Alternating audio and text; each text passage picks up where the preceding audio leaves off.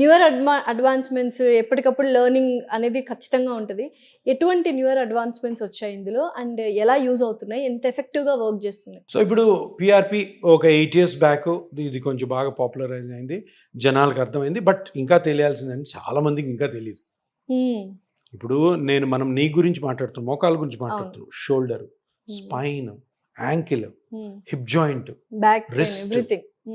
Elbow, చాలా చాలా ప్లేసెస్లో ఇది వాడచ్చు. సో ఇది అడ్వాన్స్మెంట్ బేసికలీ. ఓకే.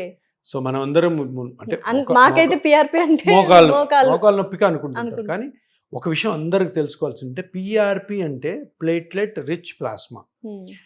బ్లడ్ ఉంటుంది, బ్లడ్లో ప్లాస్మా ఉంటుంది, ప్లాస్మాలో ప్లేట్లెట్స్ ఉంటాయి, ప్లేట్లెట్స్ మీద ఆల్ఫా గ్రాన్యూల్స్ ఉంటాయి, ఆల్ఫా గ్రాన్యూల్స్లో గ్రోత్ ఫ్యాక్టర్స్ ఉంటాయి. సో ఈ గ్రోత్ ఫ్యాక్టర్స్ని తీసి నువ్వు ఎక్కడ డ్యామేజ్ అయిన సాఫ్ట్ టిష్యూలో మెత్తటి పదార్థాలు ఎక్కడ వేసినా కూడా అవి రీగ్రో అవుతాయి.